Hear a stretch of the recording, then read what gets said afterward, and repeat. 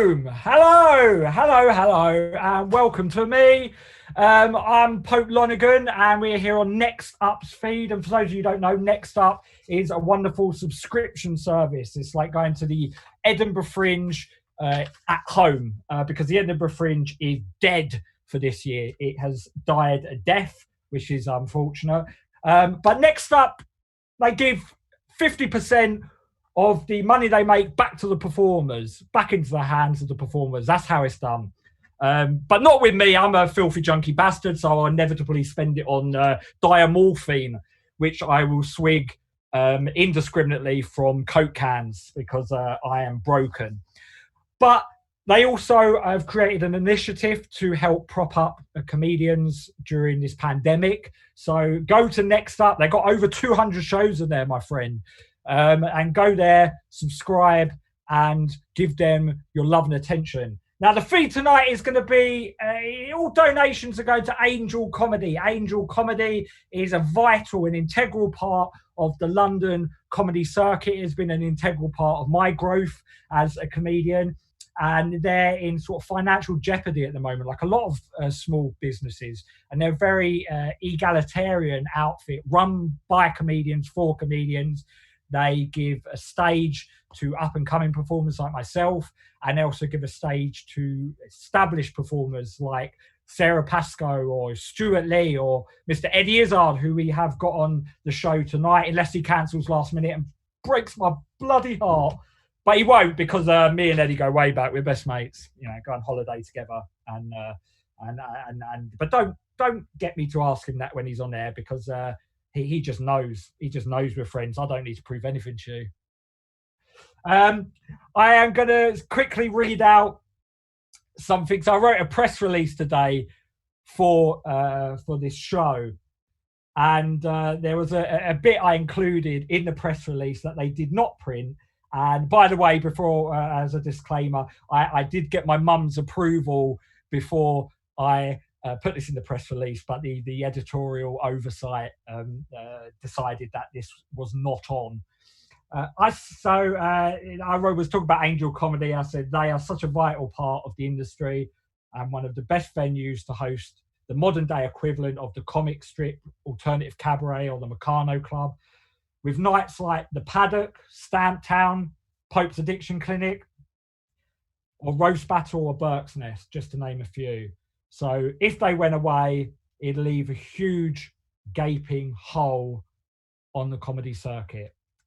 And speaking of huge gaping holes, the Bill Murray was where my mum described her hysterectomy in vivid detail, completely unprompted, to comedian Michael Legg during a gig. And the people who put out the press release, they wisely decided not to include that bit. But my mum was fine with it. She would be funny. Tonight, we've got two sort of symposia, two panel discussions, where number one, we will be talking about the dark side of stand-up comedy, confessional comedy, that kind of stuff. And we'll introduce the panel in a moment. And then in the second hour, starting from 10 o'clock, we'll be talking about UK alternative comedy and how it has influenced the contemporary scene, because it is still very much thriving. So without further ado, let me introduce two of my panel members. I think we're waiting for a couple more, but let me introduce, first of all, the wonderful comedian. She's an institution. She's brilliant and so great at this vein of comedy known as confessional comedy. And also it's just really sort of silly and absurd and dark sketch stuff. So please welcome Miss Kiri Pritchard McLean. Hello, Kiri. Are you there? Hello. I don't know if we've got any sound. Yes, we got sound now. Hello, how are you doing? Yeah, I'm all right, mate. And you? Yeah, I'm not too bad. I'm trying to sort of just stay afloat. I think there's a comfort knowing that we're all in this end time scenario. So I'm not the only one suffering, even though my ego, I want to be the only one suffering. I'm annoyed that I have to share it this time, but it's good. There is a comfort in that. So how have you sort of been getting through? You're still as busy as hell, to be honest, aren't you? You're still doing loads of different things. Yeah, but it's still it's amazing when you stop gigging, 3, 4, 5 times a week, how much it feels like your identity's been stolen, because you're like, I don't know what I am if I'm not gigging. So that was definitely a period of adjustment for the first section of it, but I've sort of hit a bit of a stride now, and I don't know. It's a strange old thing. Like, everyone I'm with is healthy, so that I just have to take that as a win. But it would it's hard anyway. But you got that freelancer mentality, because anyone who does this, well, there's a few people with like trust funds, but anyone who does this, usually it's like, when you can pay your own rent and stuff. Like, it's, you've got like huge, gotta work. I've got to pay the bills, and to have all that whisked away from you, like. And you don't know when it's going to come back either, is a really sort of discombobulating feeling. But like I say, everyone's healthy, so we're all right here. But yeah, but it sort of doesn't detract from, like you said, we are worried about the world as a whole, but it doesn't detract from personal hardship, and it's like a huge part of what defines us as comedians has been scooped out of our life. Like we've got this huge, like me talking about my mum's hysterectomy, we've got this huge gaping hole in our lives where the stand-up comedy scene, temporarily has been decimated. And I had that moment of existential angst where I was just like, what? I'm nothing without being able to get on stage and talk to people. But it'll come back. I don't know what form that will take. I don't know if you have any ideas of how it will change the comedy circuit. I hope the smaller clubs can hold on, because it doesn't look like things are going to be back until, I don't think the West End will come back before October. But it's just the smaller clubs I worry about, how they're going to make their living. And I just hope it doesn't wipe out a load of the comedy circuit, because we've got one of the best in the world here in the UK. You can gig in most towns. You can, on a weekend, you can do 2 gigs a night, and it would be a shame. And that's why the comedy here is so good, and the club comedy, everyone's so match fit because they gig all the time. And it would be horrible if it took out a load of clubs and that sort of training ground disappeared. Yeah, I absolutely agree with that. Yeah, 100%. And like the Bill Murray and the Angel Comedy, who we're trying to support tonight, they are a big part of the London circuit. But there's pockets of that stuff all over the place. There's, like you said, there's an amazing, vibrant scene all over the country. So there's hopefully we'll go through a period of restoration when this is all subsided and into the sands of time. But I'm going to bring on our next panel guest. He is a wonderful writer. He wrote a book about Raoul Moat, and I've referred to it before as creative non-fiction, but I never know if that's an offensive term. He sort of uses very diligent research and fact to write something it's almost novelistic in the way it's written, but it has a lot of verisimilitude with regards to the story of Raoul Moat. And he's got a new book called Don't Applaud, Either Laugh or Don't, at the Comedy Cellar: Society, Ethics and Comedy in the Social Media Era, and that's coming out in September. So please welcome Mr. Andrew Hankinson. Can you hear me, Andrew? Andrew can hear me, but I can't hear him. Oh, yeah, there we go. Can you hear me, Andrew? Yes, I can hear you. How you doing? Perfect. You're right, mate. We've not met before, but we've talked online, and I remember talking to you in the really tentative early stages of your research into this new book, and I'm so pleased to see it come to fruition. It's a book I've been excited about for a long time. So how are you feeling? How are you feeling about it coming out? Are you looking for what is the process for someone who has a book about to come out? I've never had the pleasure because no one wants to read what I've written, but you. Well, I kind of, a lot of the comedians I've been writing about, I've seen kind of all their gigs suddenly disappear, and it's kind of similar for writers really. When you've got a book coming out, you want to be doing events. And so they've all gone by the wayside. I was supposed to be doing the Edinburgh Book Festival this year, which is on at the same time as the Fringe, you know. So that's cancelled, obviously, and then the book is delayed. It was supposed to come out in July. It might be August now, which would be good. Yeah. So we're seeing when it comes out. But obviously, all the bookshops are shut at the moment. So it's the same as comedians, basically panicking and wondering how you're going to make it through. But it's good that it's coming out. But what you were saying just before, actually, about creative nonfiction.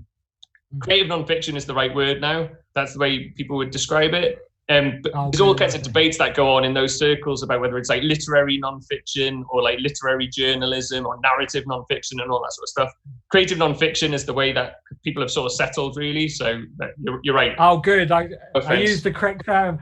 So I'm one of these. I'm sort of one of these working class archetypes of like a boy done good. I'm an autodidact. So I did actually go to university and I managed to study English literature and creative writing. Right. But I graduated back in 2014. But that was the correct term back then. But I don't observe literary trends all the time, so I wasn't sure if that's still the thing. But I had quite like talking about, I was quite a prolific drug user, so I had quite a staggered education. I should have graduated after 3 years like a normal person, but it took me 7 years, and I haven't even got a doctorate or become a medical professional or something off the back of that. So, but it was a good experience. I enjoyed it. I had a nice time.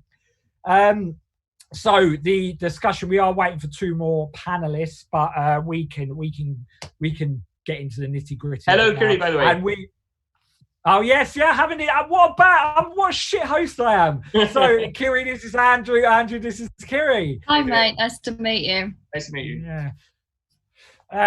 Yeah. So the subject up for discussion tonight, but we can have digressions. We'll welcome them.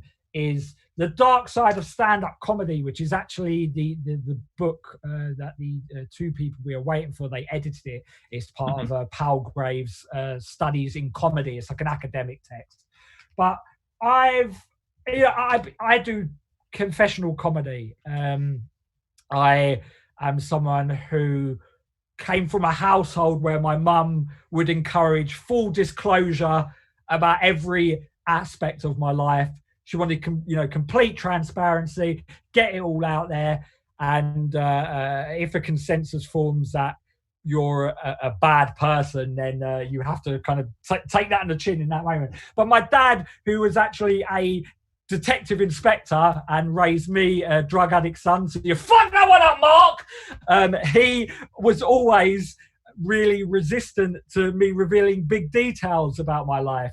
And whereas my mum would encourage full disclosure, my dad would try and suppress any information coming out on stage about our life and my drug use. But I've had this conversation with people recently where I've said that with confessional comedy, so when you go on stage, there's always a chasm that kind of opens up between the artifice of your performative self, of the self you are on stage, and the self that actually exists in the world. And so recently, just before Christmas, I had a suicide attempt. I tried to pop a bag on my head, tried it for size, once around the block, wasn't for me. But then my eagerness to migrate my actual suicide attempt to the stage of a comedy club has deprived me, I think, of the necessary therapeutic processes. And so stand-up comedy, I don't think, should be a substitute for actual therapy. Now, Kiri, I know with Victim Complex, I never got around to seeing it, but I heard everyone rave about it. And when I would read interviews where you were talking about it, it seems like such an incredible, powerful show. And I know you're an incredible performer, so you would have obviously dealt with that subject matter in a really electrifying way. But how did you feel about putting that part of your life on stage? Did you find it beneficial going through that creative process? the answer changes depending where I was in the process.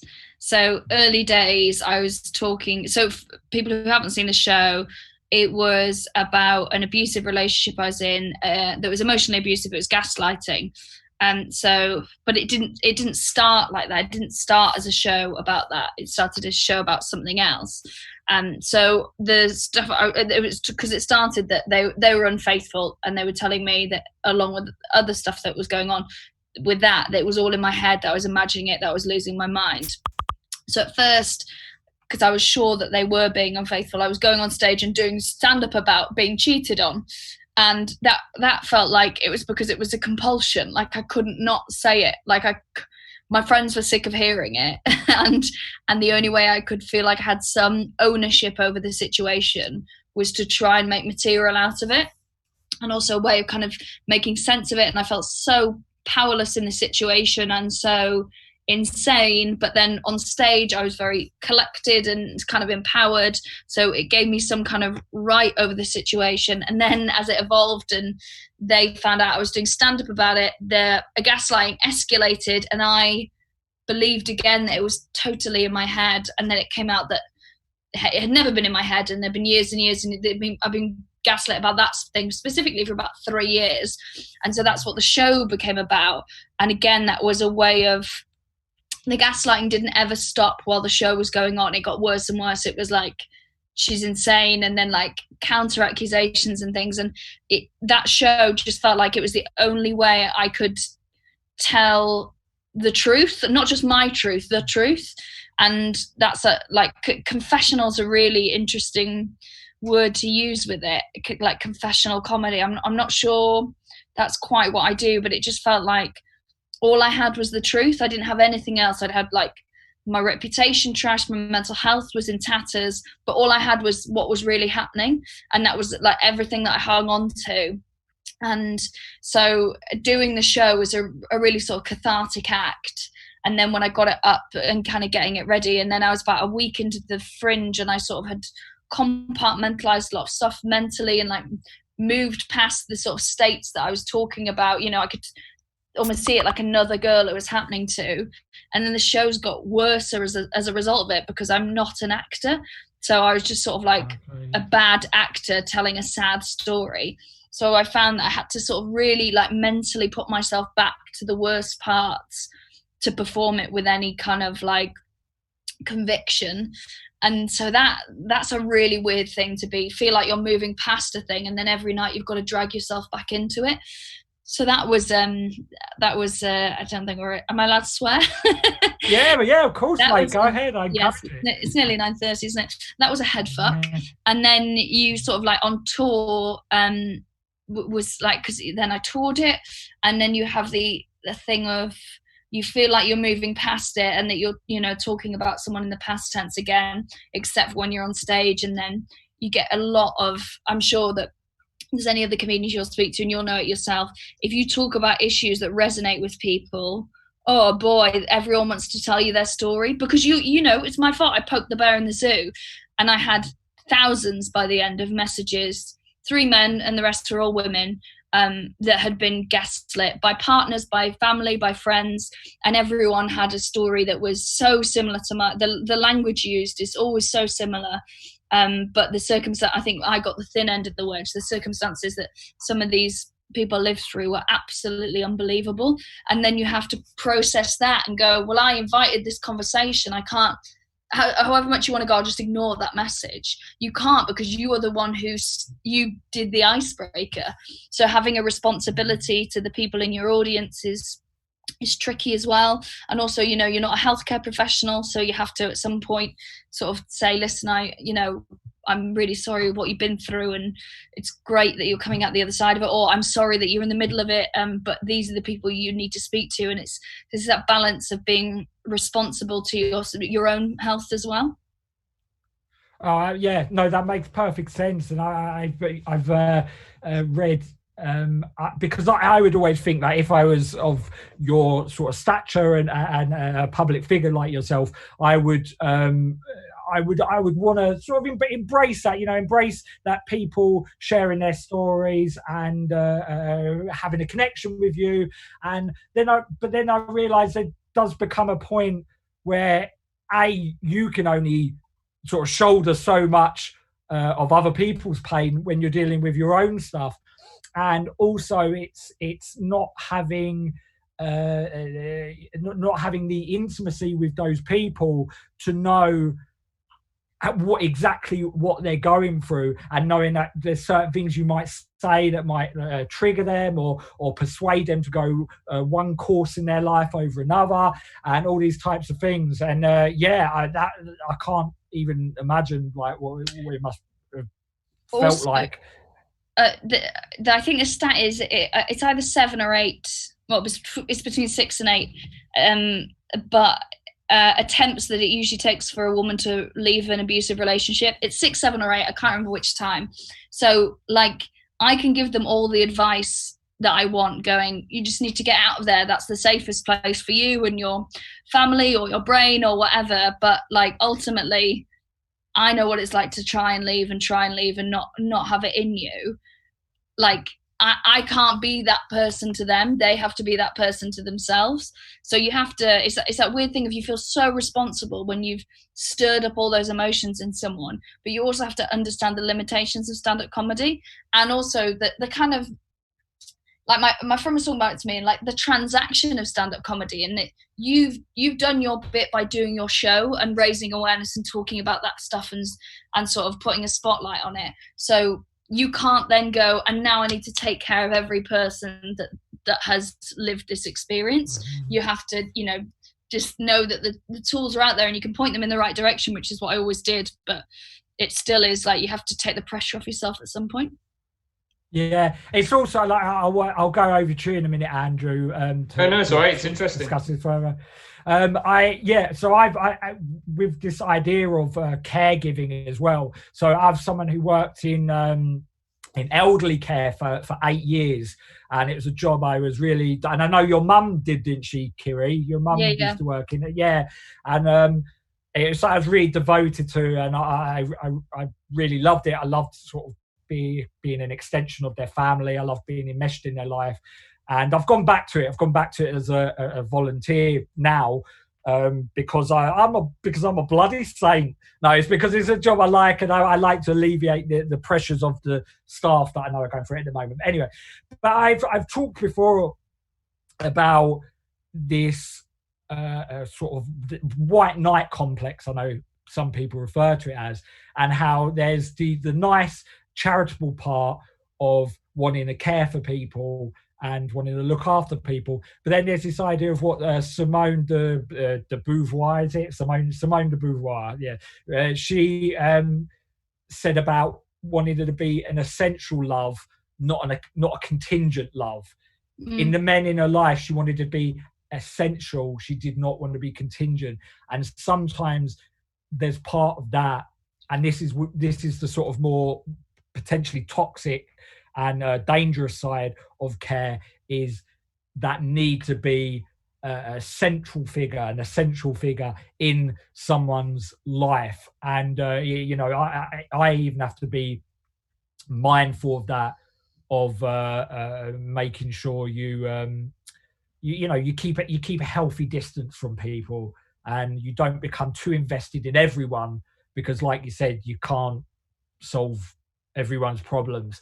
And I actually think it's hard for me to talk about, mainly because I was in a relationship for 4.5 years with someone who had a borderline personality disorder. There's no stigma attached to that. It's a mental health condition, the same way I'm someone who's got substance use disorder. Very tempestuous dynamic, and I feel like I was definitely verbally aggressive in that relationship, whereas she was more physically aggressive. It wasn't right. We both contributed negatively to that relationship. And so the one time I came close to tears in rehab was talking about this relationship, but then I suppress it and like withdrew from that emotion because I didn't want to go through it or whatever. But the reason I feel I stayed in that relationship for so long, like I was even paying my half towards the rent and stuff for like and all the bills and that for like a year after, because she had a sort of falling out with her family, and I felt that I had to be a caregiver, and I think she felt the same about me as well, to be honest. So it's not just to put all of that on her, but then that's when it can become quite troublesome and problematic and toxic, is when it creates codependence, which is exactly what that relationship or what was. And that's when you unable to terminate something like that because you somehow feel indebted to that person because you feel you. Yeah, go on, Kira. It's interesting what you're saying about codependence and boundaries, the things that you've mentioned, because I think that is a really interesting, ever-evolving situation between a comedian and an audience. So when you do confessional comedy, you immediately eradicate the boundaries they thought were there, which then is understandable when they contact you because you've sort of, for want of a better word, triggered something in them, and they're like, well, I need to talk to that person about it, but what you've done, gone, no, I did my comedy at you, and that is my boundary. And then it's very blurred because they're going, no, but you told me these things, and that's just like me, and I now you've awoken this in me. I need to talk about it. And also the codependency that's there in terms of a relationship with a comedian, which I think we're all in the sort of withdrawal period from not having audiences. Like, we really rely on them to, not to like, oh, comedy therapy, but like to work through stuff, because sometimes you have to say things out loud to know it's not what you think, and sometimes you need to say it out loud to know, oh, that's actually how I felt. So in a really weird situation at the moment that our vent, our outlet has been taken away from us. A live audience has been removed. So this dependency is, and I'm sure there's audiences who need to, who are real sort of comedy aficionados who need to engage with comedy because it's a way of engaging with big ideas, or it's escapism, or it's whatever. It's something about them that they define themselves as comedy fans. So I think that it's sort of ever evolving. And then as you get so Victim Complex went really well, and then I got telly and radio and off the back of it, which is amazing. And then I've got this podcast, which is very, very honest as well. And then you have this people approach you because they have a relationship they forge with you from everything you've put out in the world. So sometimes the way that people talk to me and the expectations they have from me are, my friends would never talk to me like that. Like, they're so overfamiliar to the point of being rude or offensive, or the demands that they make on me and my time and what I should be doing for them. But it's because they have forged this relationship with my output, and then you have to kind of manage that, and it's nearly impossible to manage it responsibly and or not feel like shit. And podcasts are much. Podcasts have exacerbated this, I think. I'm just an audience member always. I'm not a stand-up comedian.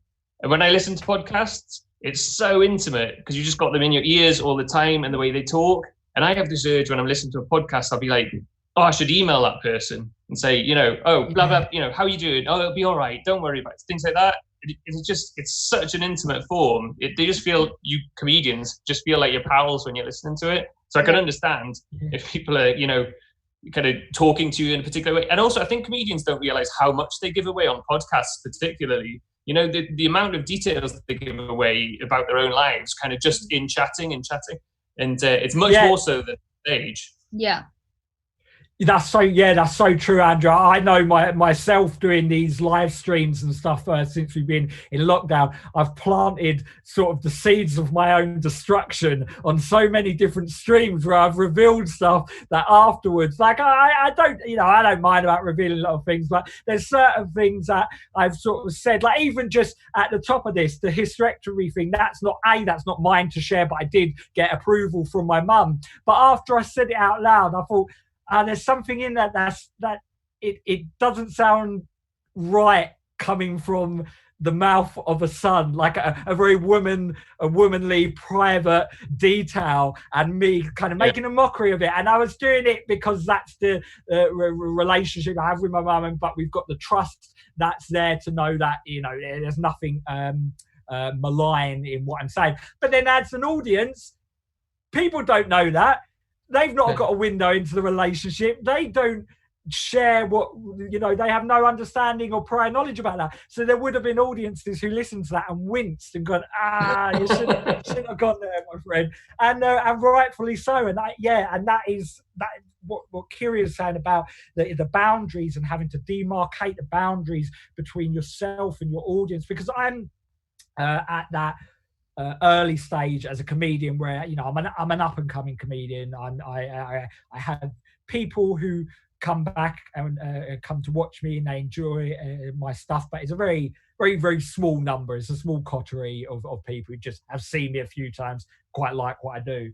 So I haven't had to try and navigate that 4, 3 fan base and performer relationship just yet in my career. So but Andrew, I'll speak to you quickly about this. So because with the Raoul Moat book, it's very much written it kind of, if I remember rightly, it's written in second voice person of Raoul Moat. Using kind of fragments of stuff from his from, I suppose, like archives or stuff you've seen in newspapers or no, it's from things like, no, it's not from newspapers. It's when he was on the run, he recorded himself and he wrote stuff down as well. So it's from that. Yeah. And documents he left behind in his house after he died and stuff. Yeah. I was like, isn't archives? I was gonna say archives, but then that sounded, I don't know, it sounded weird to say archives for, I don't know why. I don't know why it sounded. I suppose with archives, you imagine it to be like an executor, or which Raoul Moat probably did have. I don't know. Yeah, he did. Yeah. But yeah. So how would he pre-arrange that? Like, would he have had to arrange that in a tent? Because of the lead up to him killing himself, would he have been on the phone with an executor to arrange the executor then? No, the executor just goes on to whoever's the next of kin. But but when he was on the run, he sent his friends that he was camping out with. So he'd shot 3 people, and then he was camping out, and then he sent his friends, 2 of his friends who he was camping out with, to Argos and Sainsbury's to do shopping and stuff. And they went and got a dictaphone and some dictaphone tapes. So that's how he taped himself. And then went and got notepads and paper and stuff like that. Yeah. I mean, it was crazy. That must have been amazing to sort of sift through that stuff. But with that book, there isn't. You're not in it. You're like I don't know. You're kind of floating above the as a passive observer, maybe. But you're not in that book. I don't know about the new book. Are you? I am in it. Are you in the new book?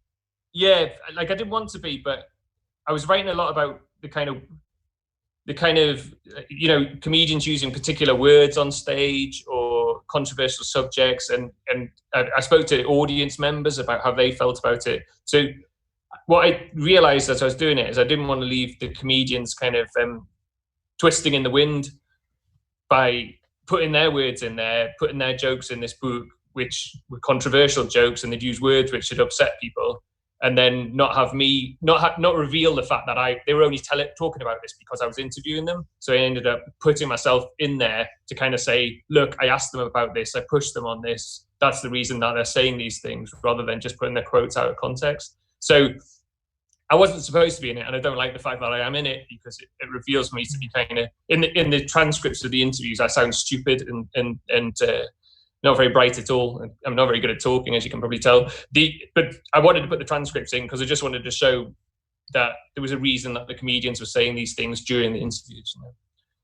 But when you write about comedians now, say if you wrote something for The Guardian now about a comedian, and then 5 years ago or 10 years ago, you have to be really careful, because if you're digging up their old material, they don't do those jokes anymore because society's moved on, they've moved on. You start talking about one of their old jokes, it caused them real problems, So I was very conscious of that, and that's why I put myself in there, so I could sort of like serve up some of myself as well to go, look, we've all changed over the past, however many years. Yeah. That's great. That's a really fascinating, like, creative choice, and I understand your insecurities there, because I always worry about how I mean, we all worry about how we come across, let's be honest, but I remember a comedian once said about me, they said I'm someone who's pretty intelligent but sounds thick, and it's so true. And the comedian Alfie Brown once pointed it out. So he said, when we were talking, he said, I studied English literature, I studied creative writing, but I'm someone who will say, I've done a degree in English literature, or I've done a degree. What do they mean? Do they just mean your accent? Just because you've got an accent? And it's sort of slightly... Oh, that's very kind, Andrew. I appreciate that. I suppose it's certain...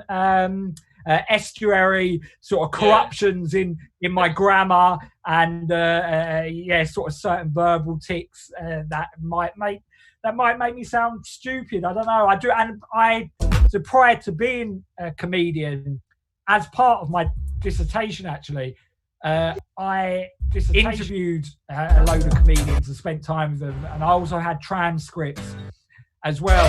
And I had the same, reading back through the transcripts, I had the same thing of like, I just desperately want these people to love me, and it shows. And I think part of that for me was because I wanted to be a comedian. In that moment, I didn't quite have the balls to get up on stage. I wanted to experience comedy vicariously, but I even do it now where I overcompensate, and I'll meet people who are comedians that I admire, and I want them to somehow see me as being legitimate and part of a comedy lineage and a peer. So then I'll overcompensate and like get a bit over familiar. And so, like, an example of that was Stuart Lee, who was going to do this feed tonight, but sadly couldn't in the end. I once went for a drink with him, and really admire Stuart Lee, loved his stuff for a long time, been following him since he came back to comedy in like 2005. And when he was talking about stuff, I was going like, no, that's bollocks, mate. No, Stuart, what you've just said there, mate, that's bollocks. I know it's bollocks, and I think deep down it's bollocks. And I was like, completely burning bridges in that moment, but it all came from a place of just desperately wanting him to love me and me not to look like a fanboy. But I bumped into speaking of Stuart Lee. I interviewed him for this book, actually, and then I bumped into, after I'd interviewed him, I bumped into him in Edinburgh, just on the street, and I was with my 3 kids, and I said, and he was on the street, and I thought he might recognise me because we'd sat in a pub together for like an hour while I was doing this interview. I don't think he did recognise me, and I went, "Oh, Stuart, yeah, I interviewed you last year." And he went, "Oh, hello," and I said something stupid like, "Oh, I just wanted my kids to sort of meet you because it's Stuart Lee, And he just went, "They don't care," and then just walked off. And I was like, "Oh, Jesus!" It was like, that sort of thing where you're meeting someone and you want your kids to kind of like absorb some of it. Like, he is a really important person, and I did a typical thing that every fan would do of his, and it was embarrassing. Yeah.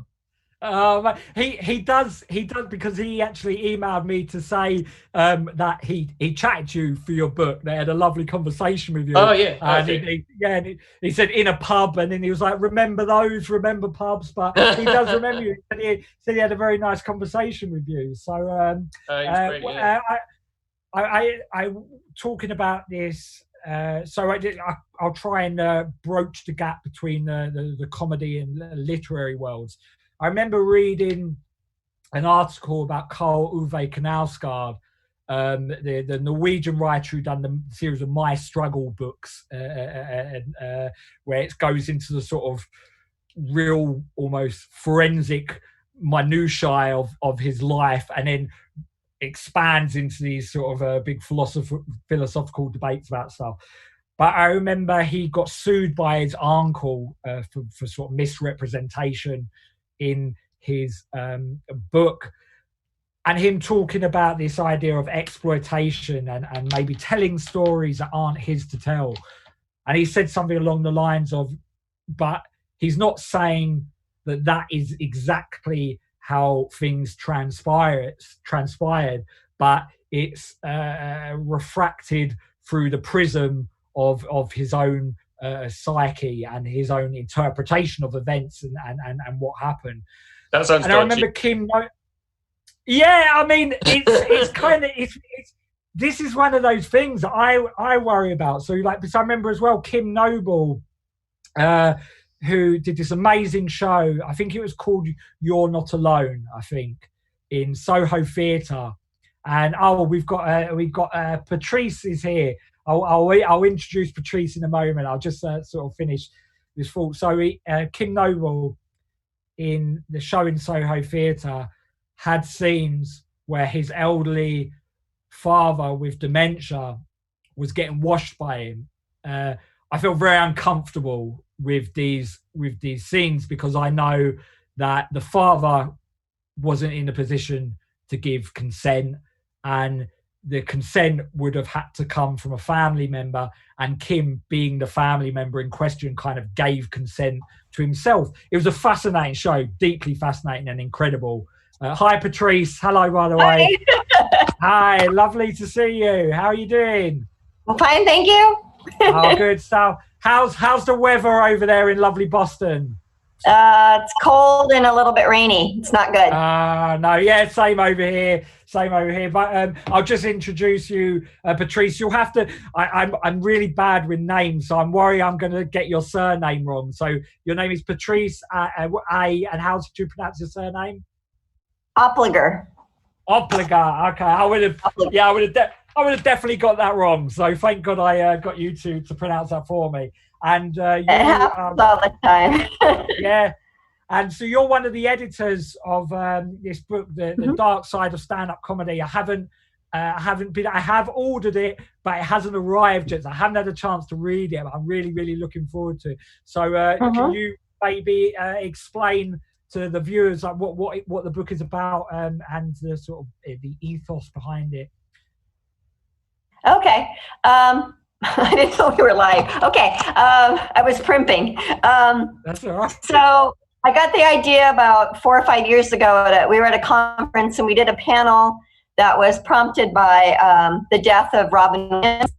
And there's so many stories out in the media about, not only Robin Williams and was it his depression, and then it really spiraled into this whole thing about are comedians, are they dark people? Are they more likely to commit suicide? They're like twice as likely to commit suicide than an average person. But then when we did some research, we found that dentists are actually 5 times more likely to commit suicide than the average person. So we dug a little bit deeper into not only sort of the reputation of comics as being dark and having dark sides, but also the idea that the paradox between using dark comedy and, sort of that idea of tragedy and comedy, and the idea that, what's the saying that time plus tragedy equals comedy, but what if it doesn't? What if there isn't time? What if the darkness is part of the comedy? And so we wanted to explore that from different angles. So we did an edited book where we got scholars, fields, comedians, a sort of a range of people to contribute to the book to kind of explore this theme. Really good stuff. Oh, that's fantastic. I can't wait to read it. And I suppose there's the sort of question of like where like in the film The Aristocrats. I don't know if you ever saw that, and they were talking about when Gilbert Gottfried did an Aristocrats joke that included 9/11 and that tragedy very soon after 9/11 occurred, and people said that was a moment where they felt a real catharsis and that they could finally breathe again. And I was talking about the start of the feed here, where I said that there is, so I'm going to bang on about myself for a split second. I apologize. We were talking about confessional comedy just before Christmas, I had a very sort of recent suicide attempt. Wasn't for me, but I very quickly migrated that experience onto the stage. And I said it creates a bit of a chasm sort of between the artifice of your performative self and then the self of yours that exists in the world. For me, I think this distracted from me truly confronting and excavating that experience, because I narrativized it quite quickly and turned it into a comedy routine. Sort of became something else, sort of like it almost didn't happen to me. But the wonderful Kiri Pritchard McLean, who we've got on, she's a UK comedian. She did an incredible show called Victim Complex about a relationship with an abusive ex who was gaslighting her and stuff. But Kiri said she actually found the process, depending on where she was in that creative process, she initially found it to be very cathartic. So with the comedians that you spoke to, what were their thoughts on that? Did they find comedy to be a cathartic process for them? Yeah, we were actually taking an audience perspective. We didn't really talk to any. We did some secondary research and looked at autobiographies that the comedians had done or interviews they had done. But we were really looking at the content of their comedy and sort of surmising the audience from the audience's perspective. What were they seeing? Because, you know, the whole concept of a stand-up comedian has a persona. And so the audience is never really sure. So one of the chapters I worked on was like Maria Bamford, who's very upfront about her, her mental illnesses and just sort of how she incorporates that. Whereas, we did some gender studies in terms of our perspective, looking at that. It's less likely that a man would be so blunt. I don't know. For me, stand-up comedians for men is often a competition. So either men are like very stoic and it doesn't bother them at all, or like Richard Lewis, who's like over the top, like, oh, angst. And so, I'm the most angstful. Whereas, the idea that the persona of the comedian is really kind of what we were looking at in terms of, yes, their dark history or their light history, but also how did they incorporate that into their comedy routines. Oh, that's fascinating, because I've always, like, whenever I've we've got Eric now as well. Hello, Eric. Hello, Pope. Glad to make it. Hi. How you doing, mate? You all right? I'm doing all right. I'm in my kids' spare room, so what could be better, man? Yeah, that's good. I love this injection of optimism we're getting. So good to hear. Yeah, no, I'm happy to be alive, man. I'm in the category, so. As for Eric, do you want to introduce yourself to the audience there? Okay, so hi everyone. My name is Dr. Eric Schaus. I'm a professor of communication at East Carolina University, and Patrice and I spent the last 4 years working on this book, The Dark Side of Stand-Up Comedy, right here. I'm also a stand-up comic. I've been doing that for about 10 years. Oh, great. Okay. Well, we was just talking to Patrice about the book, and fascinating as well. And it's good because as comedians, we always want to get an insight into how we are perceived from an audience perspective. And obviously there's quite a lot of that within the book.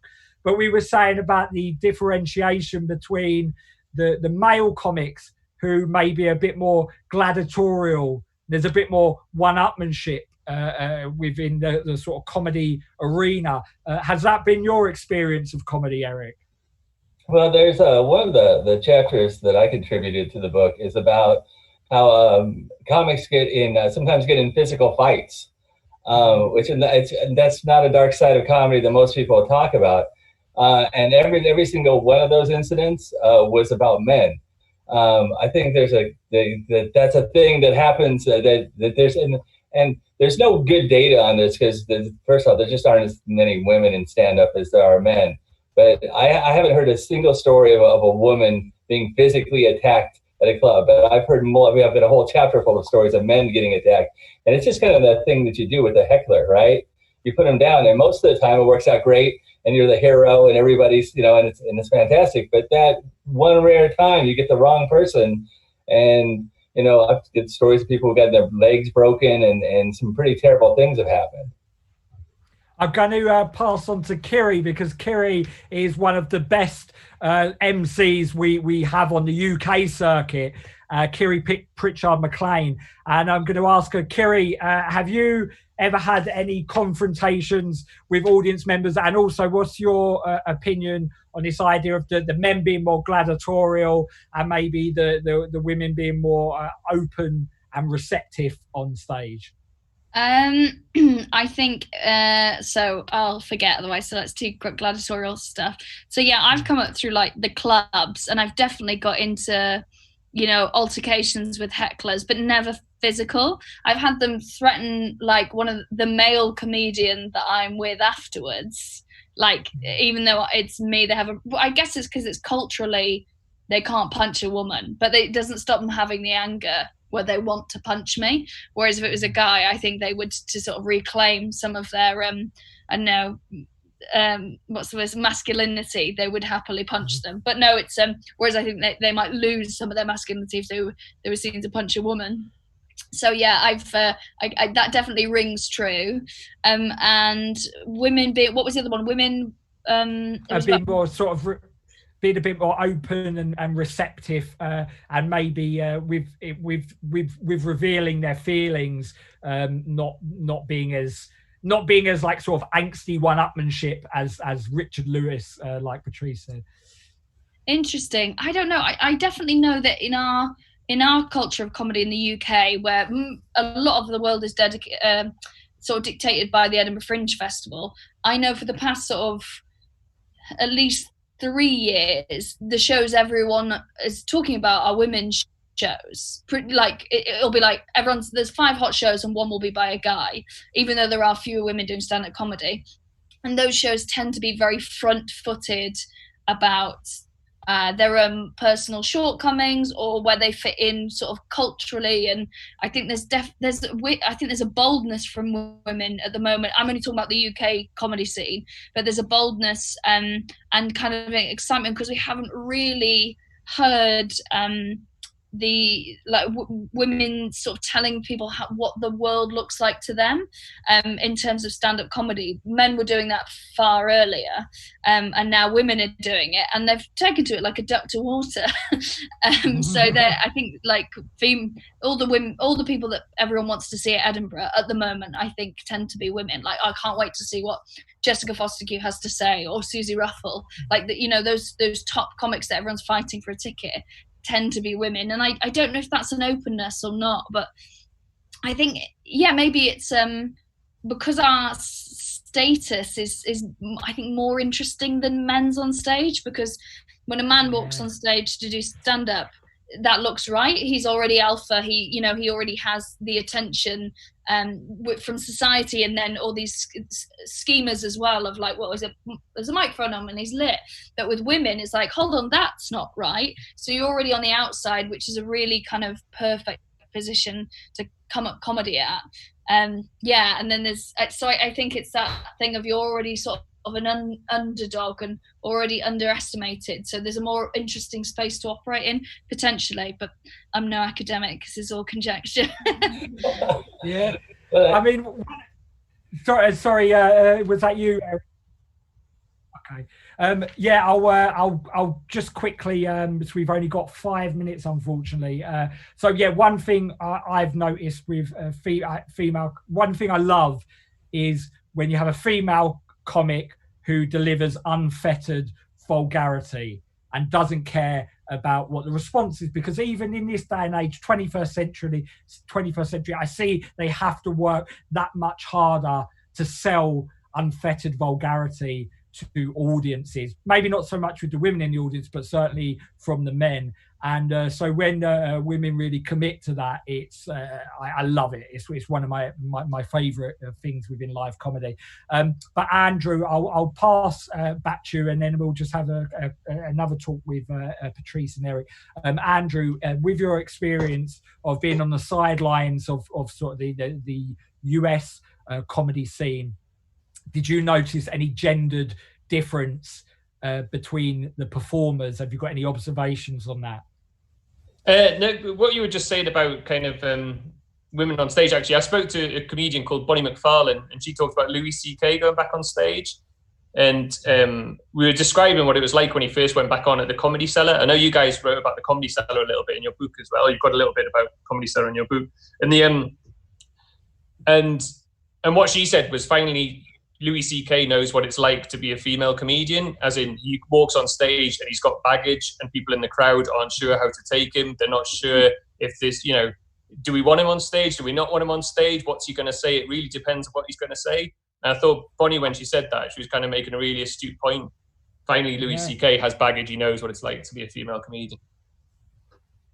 Oh no, that's an amazing. That's like a really good point. Unfortunately, I think he's kind of moved beyond that now, especially in the new special where he's getting a standing ovation the moment he steps on the stage. So unfortunately, I think there is an audience who aren't holding him to account as much as he should be. You know, I'm a religious person. I'm a Quaker, so I do believe in redemption. I'm a Quaker, even though I look like I sell ketamine to children, but I do believe in redemption. But I don't think Louis C.K. has earned that redemption. I still think he needs to be held to account. But Patrice and Eric, what are your views on the sort of the fallen trajectory of Louis C.K. and now his, you know, climbing back up to the sort of the middle of the comedy scene? What are your thoughts on that?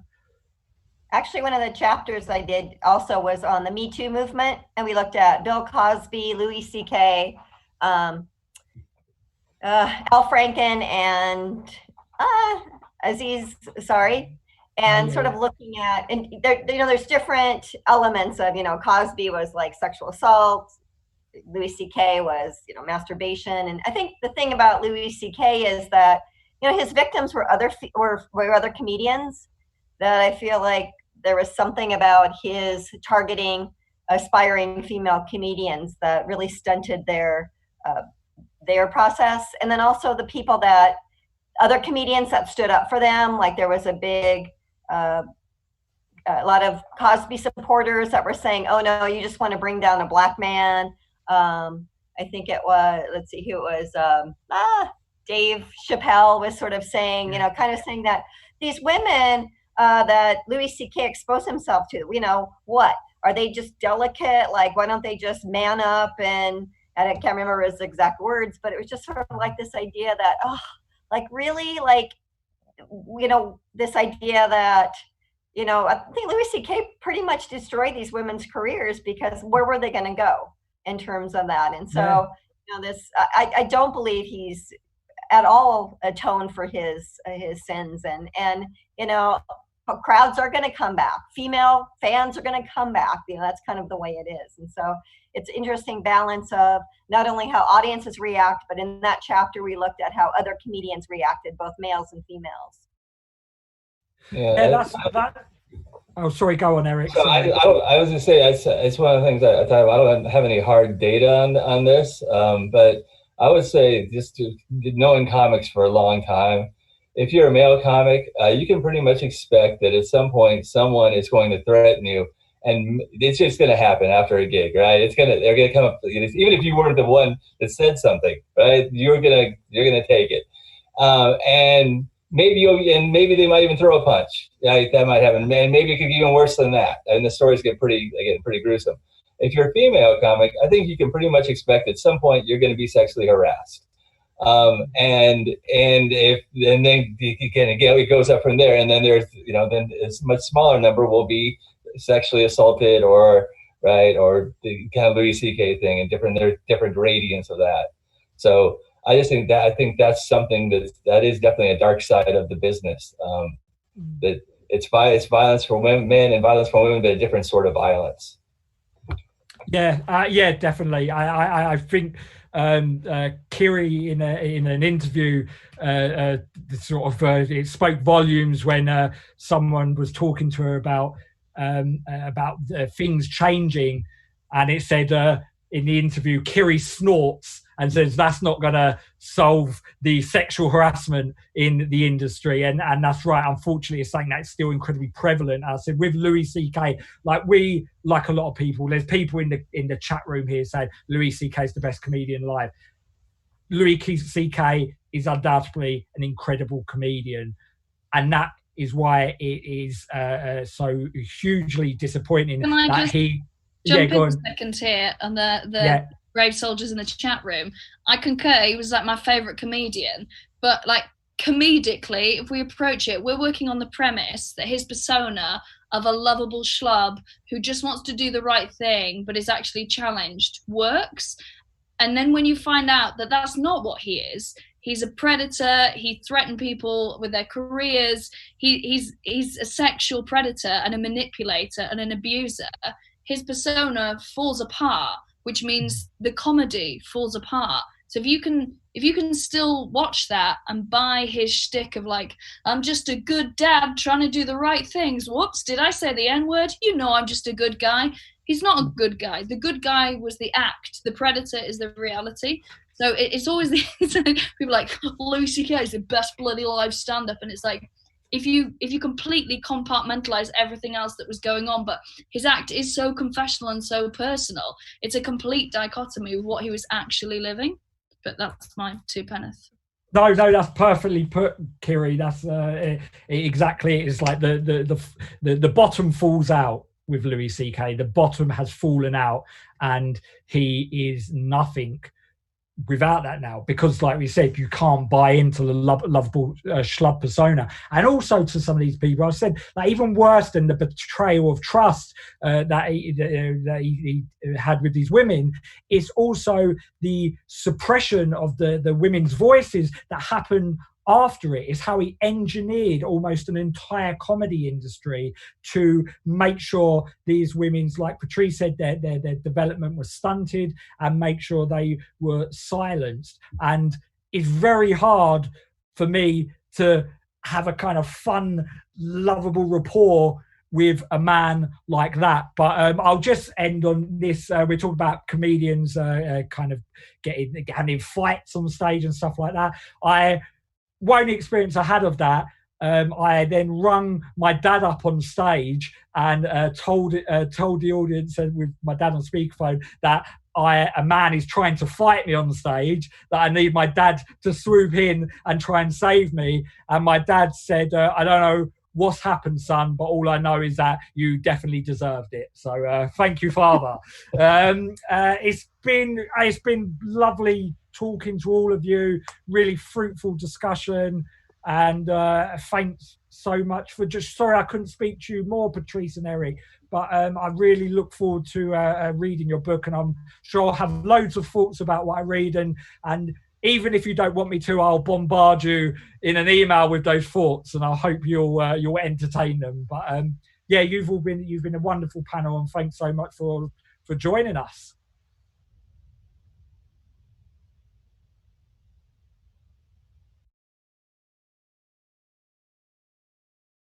Okay. Thanks so much, everyone. We're gonna go to the next bit in about 6 minutes. But I just want to say again, thank you so much for doing that. It was really kind of invigorating, like sparked up my brain, like a lot to think about. So thank you so much. Thanks for having us, mate. See ya. No worries. Yeah, enjoy the rest of your evening. See you later, everyone. Yeah, nice to meet you all. Nice to meet Nice you. to meet everybody. Thanks. Lovely to meet everyone. See you later.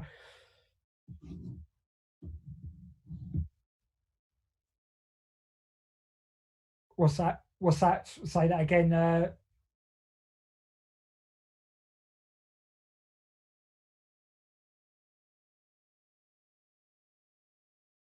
All right. Oh, still live on the actual thing. So people have just seen me looking like an idiot. Yeah. So if the audience can all stick around, we're going to have a short clip from David Baddiel. And then after that, we're going to have Mr. Eddie Izzard, Mr. Oliver Double or Double, I never know how to pronounce it. And then Arthur Smith as well, comedy legend institution. So yeah, stick around for that. And here's David Baddiel. One of the things about doing comedy that is about troubling subjects is it's sort of a weird time for that. I mean, it's been made weirder by the pandemic, but it's a weird time in that the notion, which I've always completely assumed to be true, and true for me, but I just thought it was true of life really, which is that the best thing to make jokes about are troublesome and difficult things, because there is no real argument, as it were, with those things. So I did a show about dementia. Well, I did a show about my late mum's sex life. So it's about her infidelity and about her death. And the second half was about my dad's dementia. So these are, those are troubling subjects. But to take to take the example of my mum's death or my dad's dementia, these are things I have no argument with. I can't argue with them. They just exist. And all the most terrible things in life are like that. They are impossible things. They are things that we have no bulwark against. You can't fight them. I mean, if you believe in God, I guess you might feel that that is an argument against death, but obviously it's not really an argument. It's a projection of desire. It's something that we want. We want there to be an afterlife so that we can't die. And that's all well and good, but it's not true. So instead we have one option, really, which is to talk about these things and to laugh about them. And in its own way, that is kind of religious. I've never really thought about this before, but when I think about it, it's sort of what I always think when I go to a funeral, and I think they talk about at funerals, or at least at Christian funerals, about death will have no dominion. Because it seems a sort of triumph over death. Religion, Christ, believing in God, blah, blah, blah. So it's a kind of battle that we're in. And I kind of think like, well, we've lost that battle. Lucretius, the Latin writer, I only read this the other day, the Roman, no, he's Greek writer, yeah. The Greek writer said that as regards death, all of us live in an unwalled city. So we have no real defense against it. But you can laugh at it. You can laugh at death. You can make jokes about death, or dementia, or cancer, or the Holocaust, or whatever it might be. You can make jokes about it. Now, it's complicated because you have to be able to make jokes that you can justify, in my opinion. So the more it's a troublesome subject, the more you have to accept that some people might not like the jokes, and then you should be able to justify that the jokes were not coming from a place of victimizing people who might be themselves victimized by the bad thing. Sorry, that's an incredibly inarticulate sentence, but what I mean is that, in my opinion, you can do jokes about the Holocaust. You just have to not be on the Nazi side. You have to do a joke that essentially is satirizing the horror and absurdity of it, or that makes victims feel less alone, or whatever. And I think you can find these in any joke about difficult subjects. But the reason I said that we're in a weird time for it is that because of social media now, social media finds comedy to be something of a battleground for its big culture war on various fronts. And what I've noticed is that there's an assumption now, which is that X or Y is not a laughing matter. So you do a joke about anything like that, and people will tell you it's not a laughing matter. And of course, what my opinion is the opposite. In a way, the bleaker and more difficult, more serious the subject, the more it is a laughing matter, the more that we have to be able to laugh at it in order to process it, in order to find some way of sort of healing from it or some way of coming to terms with it. But morally, you get told off from this because there's an assumption that if you put laughter next to the big subject, you are, of necessity, mocking the people who are subject to it. As I say, this is, as I say, I'm getting back into the inarticulacy again. What I mean is that if you make a joke about cancer, for example, people will say you are mocking people with cancer, and that's not true. I mean, it can be true, but it depends entirely on the joke. It's a sweeping generalization to say that. To use an example that I use in my show, I do talk about the Holocaust in my show. And in the show I'm doing now about trolls, I say, doing it now. Obviously, I'm not doing it now. It was postponed, hopefully, till the autumn. But I talk about the Holocaust in that show and about the possibility of doing comedy about the Holocaust. And I quote this joke that someone told me, a Jewish academic told me, about how after the war, a Holocaust survivor dies and goes to heaven, and when he gets there, God asks the survivor to tell a Holocaust joke. So the survivor does, and God says, that's not funny, and the survivor says, well, I guess you had to be there. And what I love about that joke is it's funny, but it also says something very profound, I think, about how if you were to believe in God, then his absence from the world, and God indeed seems to have quite a few absences from the world, perhaps he's having one now, seem to be, you could find a better example of God's absence from the world than the Holocaust.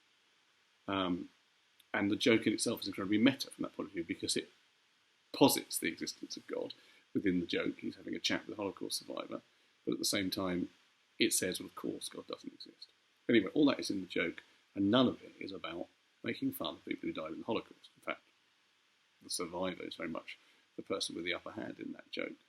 So that's my point, really, is that the idea that you can't make jokes about, fill in the difficult subject, is a misnomer. And I think it's worse at the moment, because I think comedy is more policed with social media. And now it because of the pandemic, seems to be getting worse, or changed again, which is, people will say, oh, you shouldn't make jokes at this time because people are dying or because people are getting ill. And once again, I would say that's really when you should make jokes.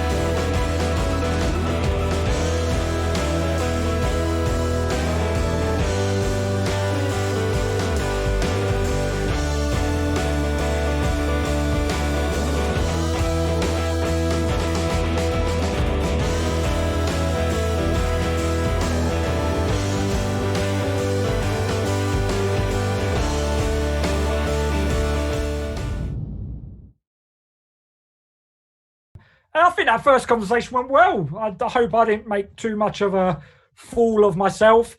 You always have that voice at the back there that is telling you that what you're saying is rubbish. It's pseudo philosophy, and that voice is usually my dad. But he's banned from my room this evening. But yeah, I thought it was gonna be one of these experiences that sort of drives me to a relapse. I was going to be snorting crushed up MST tablets under the desk there, but I haven't. I've had a nice time. I've had a good conversation. I think it was quite fluid, and let's hope the next conversation goes just as well. Remember, this is for Angel Comedy tonight. It's for Angel Comedy, huge part of the London circuit, an amazing place. I've put on shows. I've put my show Pope's Addiction Clinic there. I know Eddie, Mr. Eddie Izzard, who we're going to talk to in a moment. He did a big series of workshops there, and the guys who work at Angel Comedy, I spoke to them yesterday. They were effusive in their praise of Eddie Izzard. A bit overly effusive, if anything. A bit too bumlicky for my like. No, it wasn't bumlicky. They were read how wonderful he was and how much they enjoyed the experience of having him there. So please donate to Angel Comedy's Patreon. We know there's a lot of different causes at the moment. There's causes that there's an urgency to provide for different things, but the hospitality industry has its place as well, and it creates allows us to acquaint ourselves with our ludic sense of the world, and to create levity and bonhomie and all the good shit. So Angel Comedy is just a small part of that, but for us comedians, the thought of it gone, the thought of it being erased from the comedy map is devastating. And we want to play there, and we want to play to all of you, to the audience members, and we need these things. So yeah, help to keep them afloat. If you have disposable income, you have the means to do that. Please contribute as much as you're able to. Now, feed your kids. Feed your kids. That is priority number one. But once you feed them, maybe give them less of a meal. Maybe give them the bare essentials.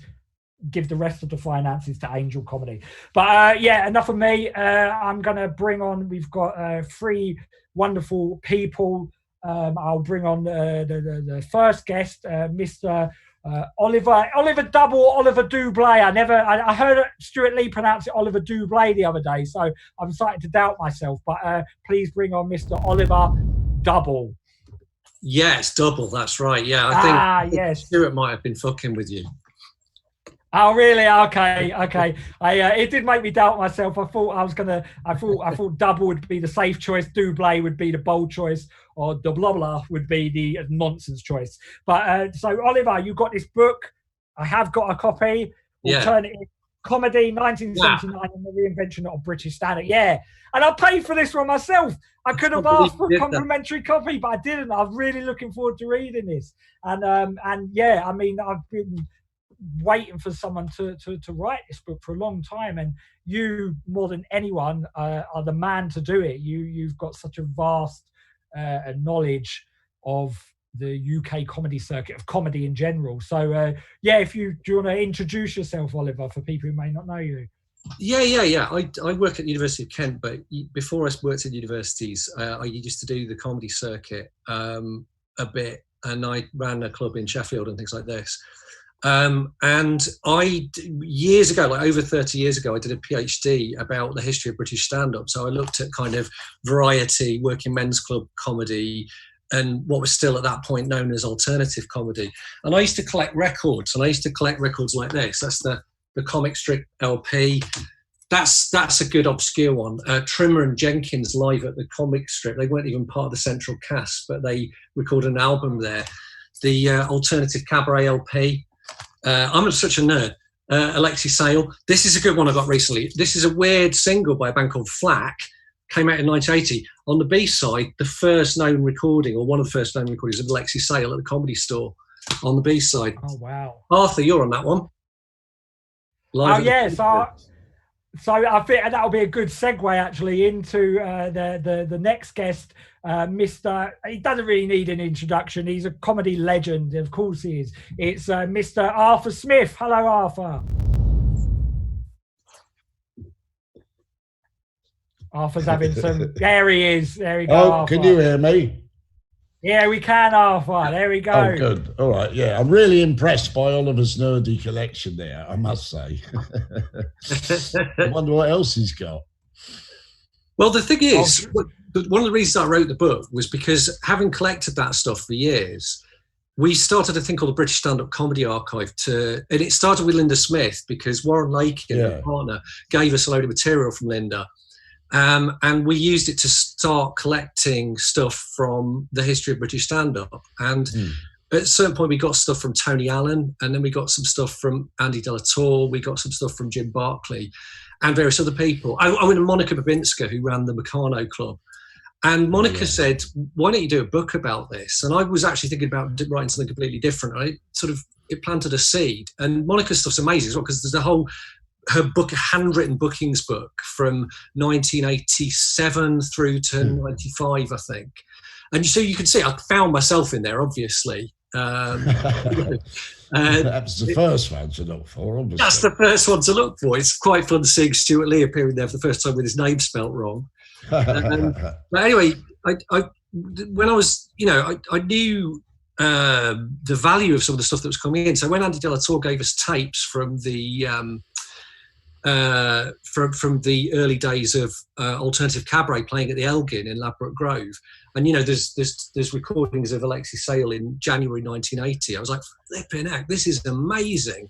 And I think I was just a bit dazzled by the riches of it, because if you're a nerd, like that kind of archive material is extraordinary, and it's really exciting, and it really kind of brings the past to life. And so I just started working on the book, and in the course of that, I sort of talked to loads of people who've been involved at the time, people who people would know about, like Alexei Sayle and Ben Elton and people like that, people who would have not been known about a lot at the time, like Jenny LeCote, Pauline Melville, and then people who some people probably wouldn't know about, like J.J. Waller, street performer, and Bernard Padden, kind of confessional, kind of surreal gay comedian. It was fascinating talking to people at all different levels of the circuit. And so what I've tried to make the book is as kind of tightly researched as possible, to the extent that when I put the first draft into the publisher, they made me cut 35,000 words out of it. It broke my heart. Well, who's this Eddie Izzard bloke I've noticed? I know, I've heard Eddie Izzard, never heard of him. No, wonderful. Eddie Izzard now, let's introduce, again, another person who doesn't really need an introduction. Eddie Izzard, hello Eddie.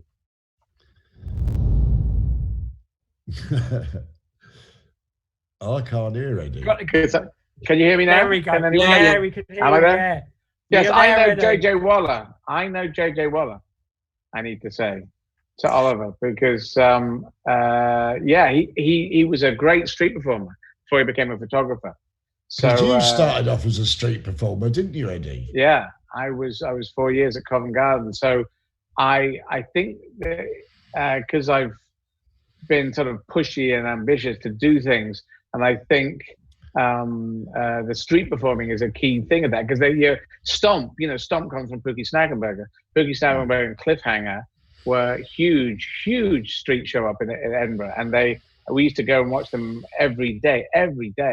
They were just so good. Lunchtime at Mr. Cairo's in 1982. My first Edinburgh was 81. So when was your first Edinburgh, Arthur?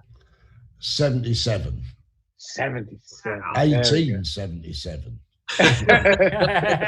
But that year I was up in a review company. There was no stand up at Edinburgh until 1982 or 3 or something.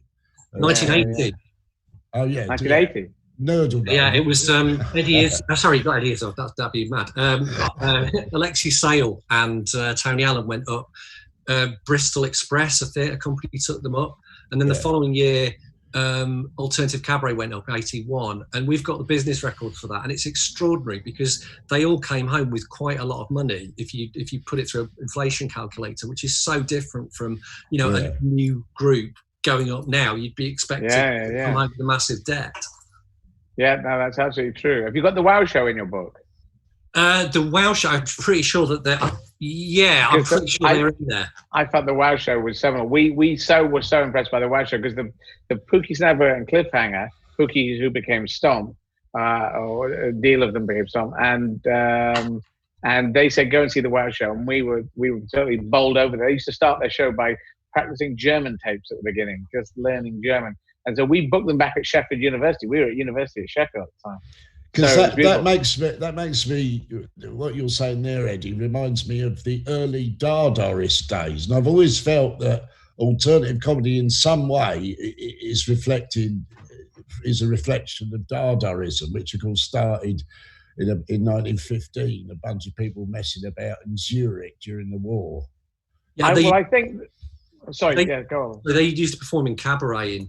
Dada was partly a cabaret form, so there is a direct kind of formal link there. But they would do ridiculous things. They'd all tell a joke at the same time in a different language. They would be doing really and they were all very anti-war. And of course, there were millions being killed on the battlefields of France and Germany at the time. So it had a kind of political dimension, which I think alternative comedy always did, of course. Can I say one thing, Oliver? Your book, I was very interested in your book, and I've just looked it up it's 82 quid. Is that right? Mate, honestly, it makes me sick that that's the case. It's an academic book, so what they do is they put it out at high price with the idea that only people are going to get it at kind of libraries and universities.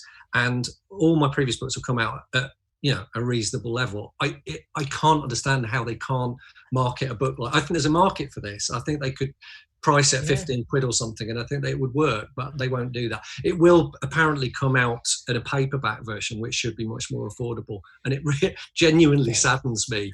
No, I just thought I'm going to download it. I thought, hang on, that's a mistake. But I think I might wait until it comes down a little bit. Eddie, if you want me to get you the publisher, I can try and get them to send you a copy. Me, I want one too. I want one.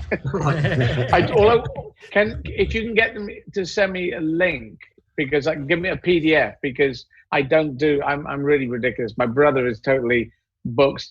He hates anything digital, but I love it all digital, and I just put it on my thing. So yeah, I would love a link, because I find all that stuff, like back at the store, talking about Tony Allen. Tony Allen was one that I've had some amazingly weird experiences with Tony Allen. I remember in my early days of stand-up, and he said to me, "You're no good at stand-up, are you?" That was one of the things he said. And then immediately after, he said, "That bit you do on this, you said that you come from a military family, you served in Vietnam, and you talk about your uncle being a waiter out there. That doesn't work. You've got to make it you. Make it, personalize it. That's what they want to hear." So he gave me a great tip, which I used, and immediately it started working better. And he also told me I was crap at it, almost in the same breath. I remember that routine because you may well not remember, but I did my first London Open spot at Screaming Blue Murder in Hampton Wick in '89, and you were comparing, and you were absolutely extraordinary. You came on the stage. I didn't know what it was going to be like, and you came on the stage with this barrage of noise, and I thought, oh God, this is going to be impossible. But you just dealt with it effortlessly, and people shouted like bollocks, and you were like, oh, glad bollocks is in, and things like that. And then the first act came on, and they all just shut up. It was just for you because you got them excited. Well, there's a thing there. What I did was, because Ivor Dembina had done a regular comparing thing, and it's really difficult doing a regular compare and Ivor ran a great venues, but he would do his material. I believe he tended to do his material, the same material of his set each week, which is very difficult because you have a local audience coming. So I thought, and I went into Hampton Wick was the first Screaming Blue Murder, and then there was Wimbledon and Streatham. And particularly Streatham on a Monday, which was so cold and so in the winter, it was just, no one was there. No one was there wanting to laugh. They were just cold. So I thought I'll improvise, but I said, it's going to take me 6 months to get the hang of it. So hopefully, if I was any good, that means that you must have come when I was up into the swing of it, because I studied. Because improvising is you've just got to open the gate in your head and not worry about it, and just keep talking about cheese. And isn't cheese dangerous? If you throw cheese at people, especially if you've got a brick inside it, you just don't ever let up. And I was playing with them, and they knew that they would play with me. But at the beginning, they didn't trust me at all. So probably when you came along and did that one, I was much more up to speed. But initially, I was really scrabbling around and not doing terribly well. I really want to have some cheese now. Don't offer, you'll have nightmares. I know, I'm having nightmares all the time at the moment. Has anyone else got that? Yeah. Apparently, there's actually a psychological basis for it. It's like where you're in a sort of sedentary lifestyle and you're not getting enough stimulation, that your brain is like overcompensating during those hypnagogic hours in the night time. So yeah, apparently I'm having mad dreams. Most of mine do seem to involve gigs that I'm trying to get to, but I can't find them, or it's up the stairs, or I've left something behind, or I've got on the wrong bus or something. It's a lot of failed gigs. I don't know if anyone else has got that. I've got one. I had one which was everyone was up on some sort of weird cliff and they had to jump down, and in the end they did jump down, and if you jump right you could get into an awning and get down. And then we eventually did this. How long this is maybe a 5-minute dream. It seems like several hours. And then and then there were two people hassling from behind, and I turned around and I punched them, and I knocked the glass on the bedside table off onto the floor. I thought, that's pretty active. I was quite pleased that I was fighting in my dream. But yeah, I'm having weird dreams too. I had one about a load of so I've got a thing about not hamsters on their own, but like hamsters as a collective kind of creep me out a little bit. And all these hamsters were sewn into this mattress, and I had to keep nudging this mattress with my crutch over this kind of mountain in order to unlock some kind of weird esoteric spell that was happening. But yeah, and I know I can pinpoint the root of that weird thing I have about hamsters. Is when you used to have VHS tapes and you'd record over it, and every now and again like a remnant of the thing you recorded over would like come to the surface and then play, and then it'd go back to what you've recorded. I remember watching The Land Before Time on a VHS when I was really little, and then suddenly halfway through the film, this real life footage of all these hamsters scurrying over this boy and eating his face just came up and then went off again, and it was back to The Land Before Time, and it scarred me for life. So got a weird thing about hamsters as a collect. Pope, I'd like to do something that was done at the time of alternative comedy that would be shocking now. Yeah. You edgy man, Arthur. Well, no, but people used to come. I used to come on stage, mate. Bill Hicks had a whole routine about it that was supposedly stolen by Dennis Leary or something. Yeah, the smoking thing of and that's not electronic. That's real. That's old school. Yeah, that is the real thing, mate. I think they still sell it. Do you have pictures of dead babies on your packet? Yeah, loads of them. Yeah. It's and not just dead babies. There's people, in hospital and their last breath and everything. It's quite a good they're interesting photographic art collection, really. Is it? But you just buy, and when you buy them, it just looks. Yeah, this is who I've got here. Can you see this bloke? Oh God, yeah. He's in a bad way. Go a little higher. Little higher. Oh, crikey. Oh, he's being. And those are real people, yeah. That's not an actor. Yeah, but it doesn't. What a job, though! But have you not heard the news? Apparently, this stops COVID-19, doesn't it, or something? Oh yeah, shit! Yeah, they said nicotine. There was like a French researcher that said nicotine actually helps to. He would be French, of course. Yeah. Yeah, my nicotine and crack cocaine. Yeah. Oh, mate, I wish it was crack cocaine. Yeah. I wish that would have some beneficial point to my life. But I want to talk about. So I'm a kind of new, like, with comedy. I've had a year of being able to make a living off of comedy, but I'm still very green. Or as Arthur said to me the other day, I'm still very much a virgin as a comedian. How long did it take kind of you guys to find your voice, get into the groove of stand-up comedy? When did you get to a point where you thought, I am adept as a comedian, I have got this, I've got hold of this? When did that come for you? Do you want to take this? You want me to take this? Okay. I did 3 mediums of comedy, so it's slightly weird in my case. Like, I was a sketch comedian, 81 sketch comedian at Edinburgh, 82, 83. I felt that came quite easily to me. I mean, I'd been basically going through Python sketches backwards and forwards in my head, and then trying to write them and do stuff like that. So I found playing characters, people with big voices or people with weird voices and things like this. And I put on costumes, and I was at Sheffield University, and I took shows up to the Edinburgh Festival. So that was my 81, 82, 83. I didn't get anywhere. And sketches the format was kind of dead in the water, I felt. I don't know what you feel, Arthur, in that period, early 80s. And then I'd seen Pookie Snackenberg, as I told you, Cliffhanger, and Steve McNichols, and Luke Cresswell became Stomp. They were the guys who were part of Pookie Snackenberg, and they were street performers. And street performing looked so easy, so I thought, I'll do that. I wanted to go to London, so I went to London, and I didn't know, this is the weird thing, this comedy circuit was there, the Comedy Store was there, the comic strip was there, and I didn't think I was a stand-up. I knew I was, actually, no, I knew I wasn't a stand-up, so I did 4 years of street performing because I thought, that's what anyone can do that. It's an easy open door. You were in a double act, weren't you? There was you and another guy.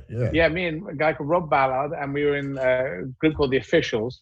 We had to be called the Official Touring Company of Alpha Centauri, but it was he came down from Sheffield as well, and we did these kind of knockabout things on the circuit.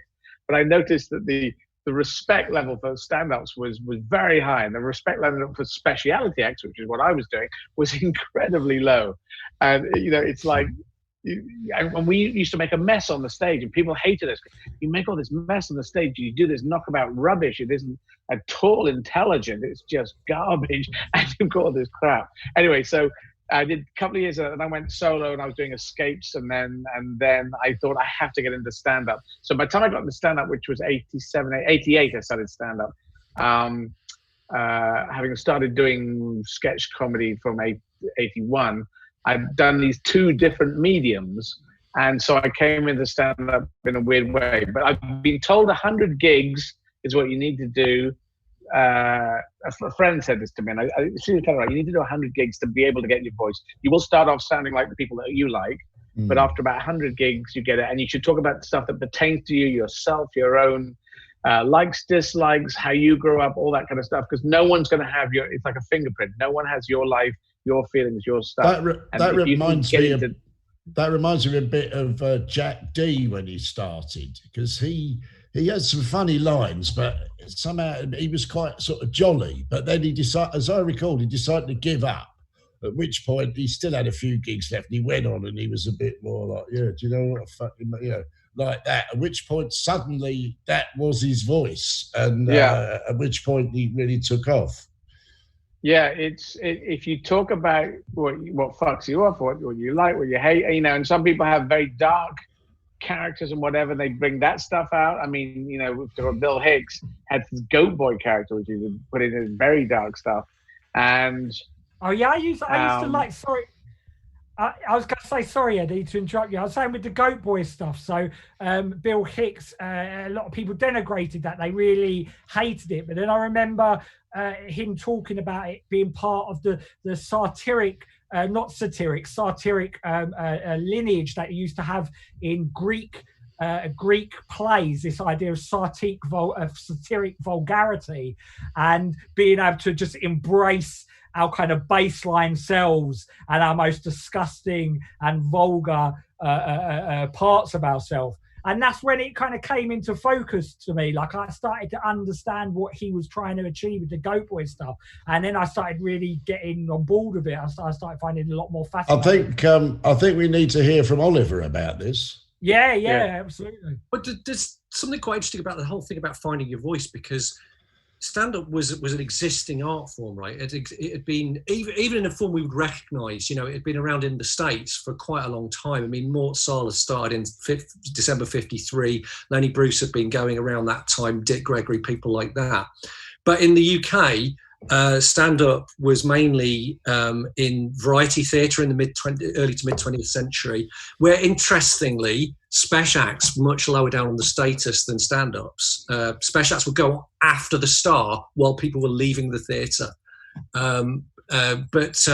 They'd also used to have like bingo or strippers as well and things. Well, that was they had, towards the end of variety, they did use like naked acts, nude acts, but they didn't strip as such. They were sort of like still and naked. But part of the problem with that was it sort of chased away the traditional family audience at a time when the audience was disappearing anyway. After that, the main sort of place where stand-up happened was working men's clubs, where absolutely they did the strippers, the bingo and all of that stuff. And people would listen much more carefully to the bingo than the comedians. Because I remember that, of course, there was the miners' strike. I mean, one of the things about alternative comedy was that it started around the same time as Mrs. Thatcher became Prime Minister. And it was very, we were fucking hated Thatcher. And we were all on the side of the miners' strike. But I remember there were these lots of miners' benefits in London, of which there were miners, and they were all rather amazed by this new brand of comedy and were expecting, bingo and blokes in sparkly jackets marching jokes by. Yeah, I mean, people like Pauline Melville and Mark Steele went up, and Linda Smith as well, toured around miners' clubs where they might be going on the week after Bernard Manning was there or something. So it's, quite an interesting sort of cultural clash there. But I mean, one of the things that, and then of course there was the comedians from the folk clubs like Billy Connolly and Mike Harding. But really, when people like Alexis Sale, Tony Allen, and those people started doing stand-up, they didn't have a group around them of older performers who could give them advice. They were having to learn how to do it for themselves. And one of the extraordinary things is Alexis Sale, had been doing something a bit like he did at the Comedy Store before that with Threepenny Theatre, but he started the Comedy Store in May 79, and by, I think, 81, or certainly 82, he was touring the UK as a solo comic. Like, he was the show. And that trajectory is extraordinary because he was having to learn not only how to do him, how to be Alexis Sale, how to find his voice. And interestingly, that recording from January 1980, there's so much in there that you would recognise as Alexis Sale. His voice is so formed at that point. But also, he all those kind of basic craft skills of stand-up, people were just having to discover those.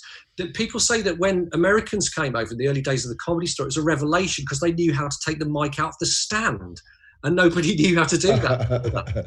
That's what I remember. The first gig I ever did, more or less, an early one. I had to get the sound guy to come and turn the mic on for me and then get it out of the stand for me. Yeah. And those Americans, I remember they used to come over and it was always interesting because you'd say to a British comic, well, what do you want me to say if you were emceeing, as I used to a lot? And they'd say, just say, my name. And the Americans all say, see, I've been on Letterman. I have this new program coming out. That is very true. The list of things you need to say, which really doesn't make a difference to the audience. You can just say, this guy has been on nothing and he's horrible. Right? You can probably get away with that. That was the Malcolm Hardy school of introduction, of course. Yes, that is the Malcolm Hardy school. But you're right. I did file when I was doing the double act there, which was sort of 86, 87, 88. If any Americans turned up, basically it seemed, and this was more from the stand-ups rather than from me, or just for anyone in the club, was say, you guys invented this with Mort Sahl and with Lenny Bruce. If you're American, you must be good at this stand-up stuff, this kind of modern stand-up stuff, because obviously we had the old-fashioned stuff. And they had the old-fashioned stuff. They had the Catskills comics. They had and that's what Lenny Bruce was. Lenny Bruce was very mainstream before he became alternative, because I played him, and his mainstream stuff is like incredibly mainstream. real yuck stuff. And but anyway, he obviously got past that, which was kind of beautiful. There's quite an interesting thing that Andy de la Torre in 1983 got an Arts Council grant to go to America to see American stand-up, to develop the art of stand-up in the UK. Wow. We've got some of the correspondence around that in the archive, and his notes on going to see, I forget who now, Elaine Boozler and people in clubs in, I think he went to 3 cities. I think he went to New York, LA, and I forget where else now. Boston, maybe? Possibly Boston, I can't remember. San Francisco, maybe, yeah. Imagine that, though, getting a grant to go and watch something. And that was one of the things about comedy then. In an odd way, it was a kind of Thatcherite thing, because, Norman Tebbit had said, get on your bike and get a job. And in a sense, as a stand-up, that's what you'd done. You just sort of turned up and did it. Well, I don't think we can't link us to Norman Tebbit. We can't. Well, there was a thing called the Enterprise Allowance Scheme, where the idea of it really was to get grey market plumbers or whatever off, into the legitimate fold. But actually, the main area where it was successful was in the arts, and lots of people who were on the circuit did the Enterprise Allowance Scheme because it gave you like 40 quid a week or whatever. Actually, the main idea. I just say the main idea of it was who does those great diaries? He's dead now. Kenneth Alan Williams. Alan Clark. Oh, Alan Clark. Yeah. Was it Alan Clark? Yeah. And he said he was in charge of that. He was minister in charge of that. And he said the main idea was to get the unemployment figures down. It wasn't to get grey area people into the legitimate. It was actually to get the unemployment figures down. Well, any way they could get. That's why the Enterprise Allowance Scheme was down. But the ostensible reason was to sort of get people. Oh yeah. But you're right. And actually, when they did the pilot for the scheme, it wasn't successful at all. But they went, oh bollocks, we're going to roll it out nationally. And as I say, the main area where it had success was the arts. And I think that kind of is Thatcherite, but in another way, it's deeply un-Thatcherite because it's taking this scheme that's not meant for artists and comedians and go, bollocks, we're having this, and we're going to do it for left-wing. No, you can't say that we're Thatcherite. I'm just not going to allow that, because if you think about it, all artistic enterprises are entrepreneurial. Yes, that's true. You can't, except if you're not grant-funded stuff. Anything, stand-ups, street performers, bands, that is all it. So we were doing this. I think there was some element of people. I mean, I didn't go into it thinking I'm going to make a lot of money out of this. It was partly because I love doing it in a way. I know, but my point is we're driven by the art and the wish to do for it, rather than we were trying to keep Thatcherite policies working well for her. Well, except that there were times, for example, it's the Falklands War, which I think you fought in, Eddie, didn't you, from what you were saying? But I fought in? How do you mean I fought in? No, I'm joking. You mean you were in Vietnam? You might as well have been in Vietnam as well. Fair. No, Vietnam's much more interesting. Yeah, Cheltenham. But I remember your game. But, at the time of the Falklands War, again, there was, society was really, there was a real division. And pretty much the only place you could do gags about the Falklands War that was against the Falklands War was, say, at the Comedy Store or on the Alternative Comedy Store. You did it on telly or, other clubs, you'd be in trouble, I think.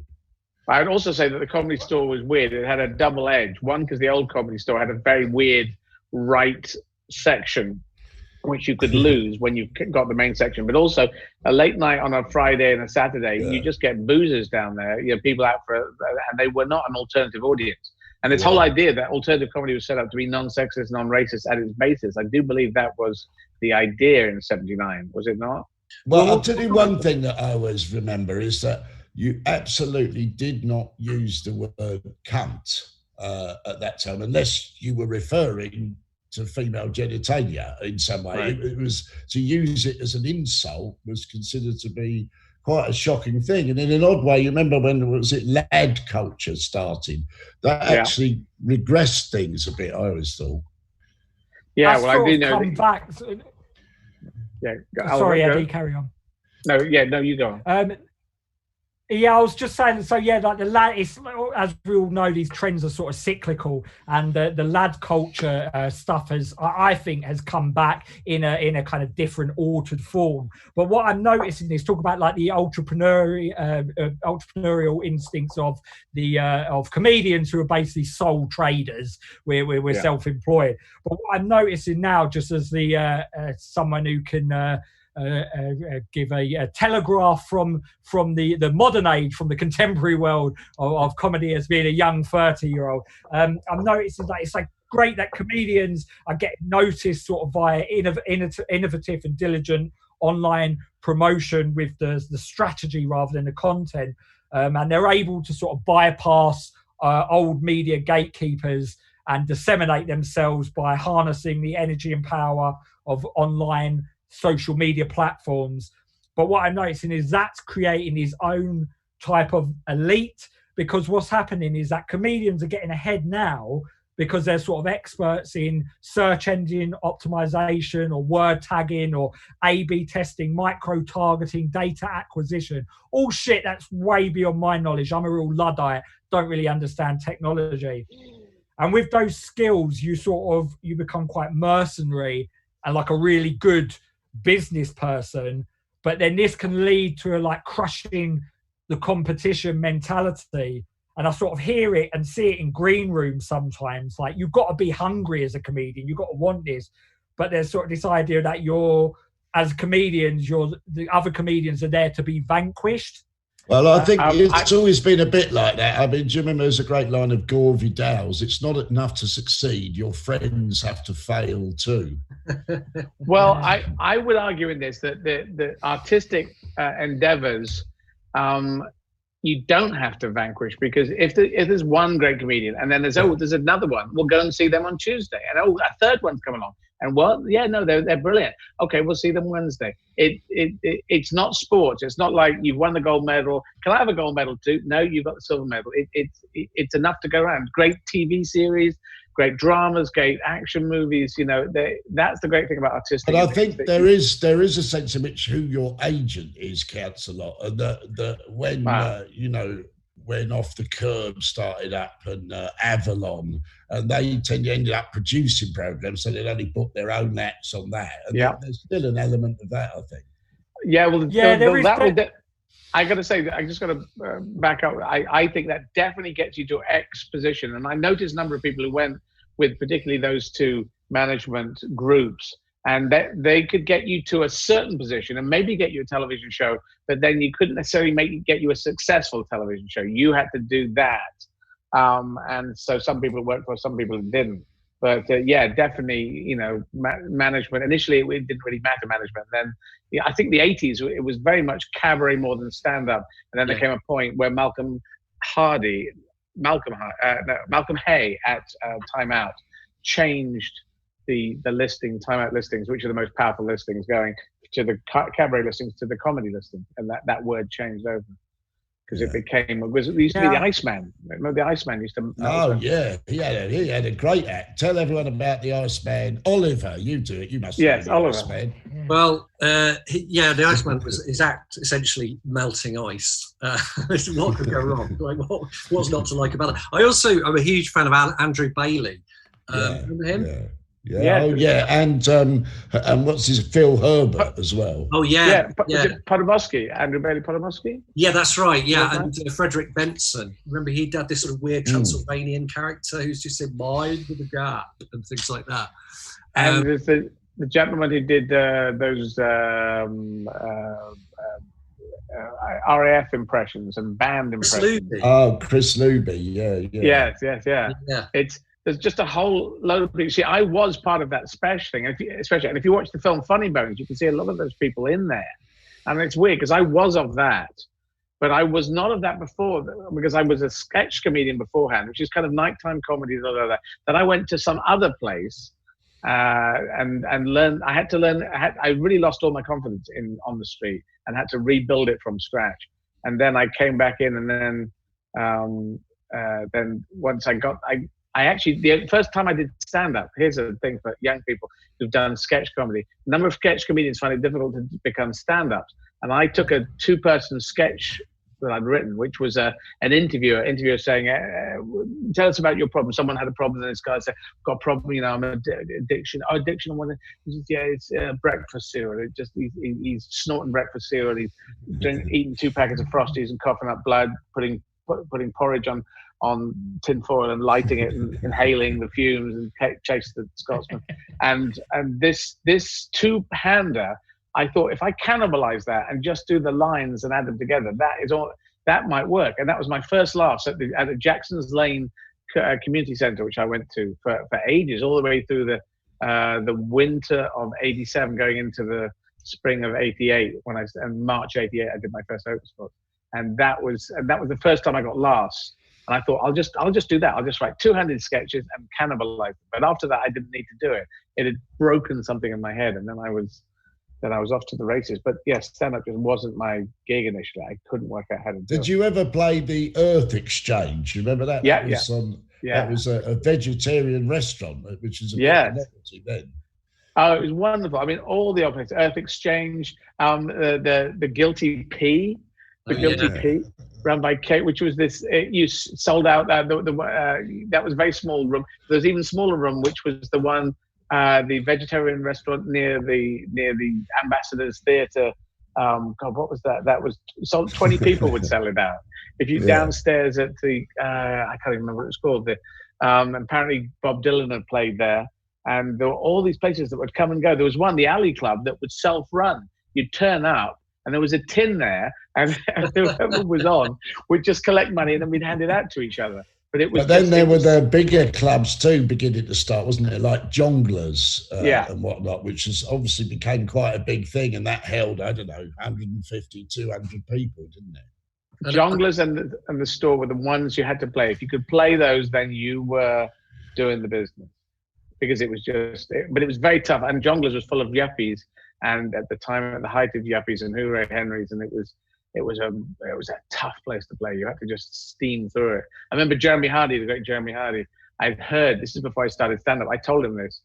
Unfortunately, he's passed away now, the wonderful Jeremy Hardy. But he was talking away, and someone heckled him, and he put him down by just saying, "Oh, just don't," or something, whatever he said. A good Jeremy put that. And then the guy carried on, and he said, "So you want to play, do you?"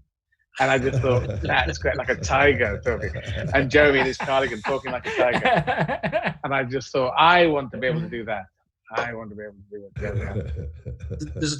There's a lovely story about Jeremy Hardy, which is that he was known for being this sort of political firebrand, and obviously he was a brilliant political comedian. But in 1985, he did an interview with The Guardian where he was actually criticising political comedy and saying it didn't change anything, it wasn't very funny. And he had a bit of a pop at Jim Barclay, and apparently Jim Barclay took him to task for it. And it's really weird because we've got a recording of Jeremy at the Zap Club in around the same time as the interview. And it's not apolitical at all. It's not political like he went on to be, but there's jokes about police brutality and all kinds of things and racism and things like that, just tucked in between other things. And it's just really fascinating because it's like so many things you think it's one way and it's not quite that way. So talk about the entrepreneurial thing. It's definitely true. What you say is right, Eddie. And actually, if you look at what happened when the Comedy Store first opened, it wasn't an alternative venue at all. All the marketing and all the pre-publicity that around the Comedy Store was about, it's a showcase for new talent. Maybe your husband's a milkman. Now he could be a comedian, that kind of thing. And it was really the people who were attracted to it, like Alexi, like Tony Allen, who came along and sort of met each other and went, well, we want to do something a bit different from this. And then they formed Alternative Cabaret. I think that's where a lot of the kind of things that we know alternative comedy for, like non-sexism, non-racism, came from that bunch. I'd like to do 2 gags by the great Linda Smith, who was she said, if God had wanted us to believe in him, he would have existed. And then I'll do one more, the other one, which to me still sums up, our relations with the Middle East and whatnot. She said the problem with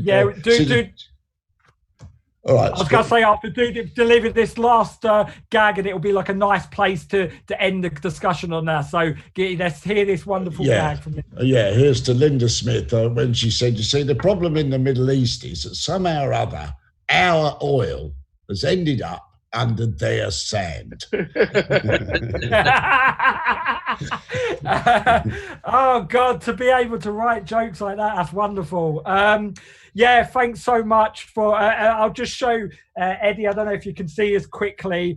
You are partially to blame for my career as a comedian. So this is a picture of me and you together from when I was me, my best friend, and his sister Rosie, and then you in the middle there from when I was 14 years old. So oh wow, that's lovely. And I think my mum isn't. It was after the Cat's Meow. So it was a Q&A after the Cat's Meow.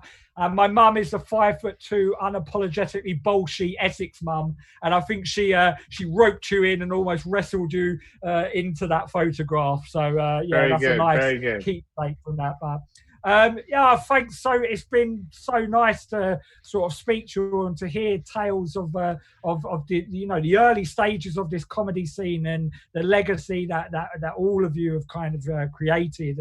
And thanks so much for participating in this. It's been lovely. I'll just end on this as well, Arthur. When I did a gig with you in a theatre about 6 or 7 months ago, and we were chatting backstage, and you said the thing you enjoy most about Finnish ladies is that they put out. And I said, I recently went to Finland, and I spent quite a few days with this lady there, and she did put out. And you said, yeah, that's because you're not as handsome as I am. So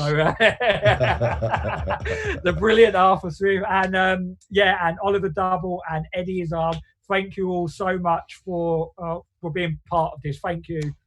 Cheers. And enjoy the rest of your evening. Thank you. See you. Thank you. So I'll just end on one final message. Buy Oliver's book. It's a great book. It will. He said it will be going down in price, but if you have the money, do get it, because what an amazing history of comedy that he has provided. And read also Oliver's other book, which I think I've got here. Getting the Joke as well. That's another book, and I think he's got one more out there. They're all wonderful books to read. So again, one final time, if you have the money to give to Angel Comedy, please do donate, because they're such a vital, integral part of the comedy industry. And I hope you've enjoyed this. I hope you've had a lovely time, and I hope all the people on this now think of me as their best friend, who they will definitely go on holiday with at some point, because I am incredibly lonely. I need friends to go on holiday with, but not now, coronavirus. I could end on a rumination, but I think we've done. I'm tired. I'm gonna go to bed, and I'm sure Oliver does as well, and the wonderful Kenny and Tom, who have produced this show for us. So subscribe to Next Up, buy Oliver's book, follow me on @TheDailyBumbler to see what I'm up to, and donate to Angel Comedy, and come back to Next Up on the 8th of May at 9 p.m, where I'll be doing a version of my show, Pope's Addiction Clinic. So good night, everyone, and have safe dreams. Thank you so much. And I'm gonna chase it.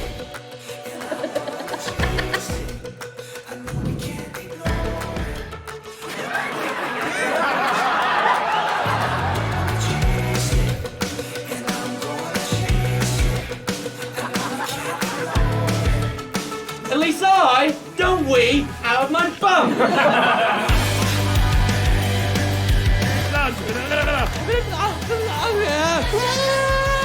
Why are you just looking at me? What are you just staring at me for? That is the stuff. Oh, fuck off, I love it. Is this a humiliation stick?